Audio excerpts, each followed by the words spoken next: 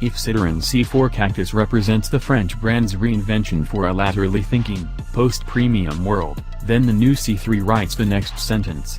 Both models major on bluff-nosed, urban capsule looks which, with their bash-proof air bumps, are recognizably different from the opposition, and both woo a tech-savvy clientele with the use of touchscreen controls, a coolly minimalist dashboard design and proper coordination with everyone's handheld devices, as well as aiming to do things differently from other manufacturers by returning to its past specialities of original thinking and ensuring its cars are properly recognizable as Citroëns. The company cites the likes of IKEA and John Lewis as examples of the brand values it is chasing. The C3 is intended to offer something not found in rival small cars, and amid all the marketing brainstorming is one very solid attribute, the promise of a car more comfortable than any rival. The new C3 has a longer wheelbase, by 75mm, than the last one, despite being based on broadly the same PF1 platform, but its overhangs are shorter. Bigger wheels and black plastic wheel arches help give it a slightly SUV look even though the new C3 is slightly wider and lower than its predecessors. It weighs almost exactly the same as before. Optional two-tone paint emphasizes the floating roof separated from the main body color by black windscreen pillars, but the vast panoramic windscreen option of the previous C3 isn't available on this one. All three petrol engines offered have 3 cylinders. The 81 bhp and turbocharged 108 bhp units, both of 1.2 liters, are available from launch, with the 1.0-liter, 67 bhp motor arriving later along with the option of a 6-speed torque converter automatic transmission. The two 1.6-liter 4-cylinder turbodiesels give 74 bhp or 99 bhp. We're driving a C3 fitted with the most powerful engine option, known as Puretech 110, and presented in the highest Flair trim level, touches the lowest of the three, feel sits in the middle. It was further endowed with the urban red interior pack, in which a red stripe surrounds the wide, flat dashboard and red stitching decorates soft touch coverings.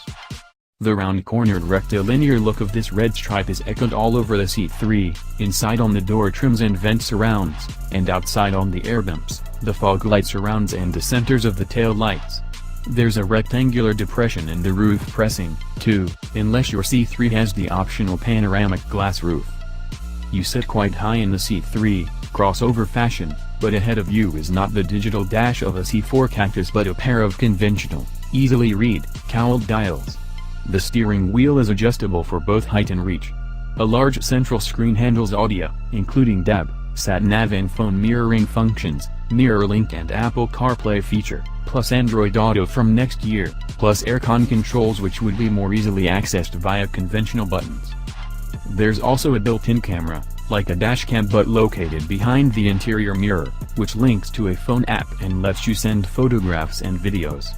More practically, the connected cam Citroën also records video in the background, a feature which could be useful following an incident or accident.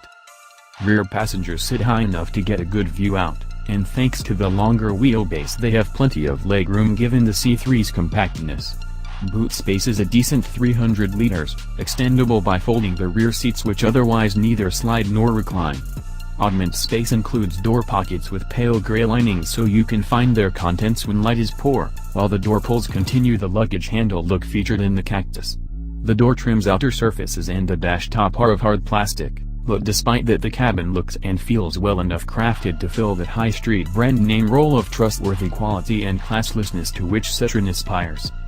We like this Puretech 110 engine in other PSA Group products and it suits the C3 very well. It's smooth and punchy, with little lag and a deep, tuneful note. Its ample torque enables it to pull quite long-legged gearing in the highest of 5 forward ratios, but the springy gear change is more functional attribute than tactile delight. Claimed top speed is 117 miles per hour, with 62 miles per hour arriving 9.3 seconds after a full bore standing start. And of comfort, Citroën's intended new USP? The seats are yielding but supportive, road and wind noise are low and the suspension proves pleasingly calm and supple given the C3's low roll angles and its alert response to the electrically assisted steering's inputs.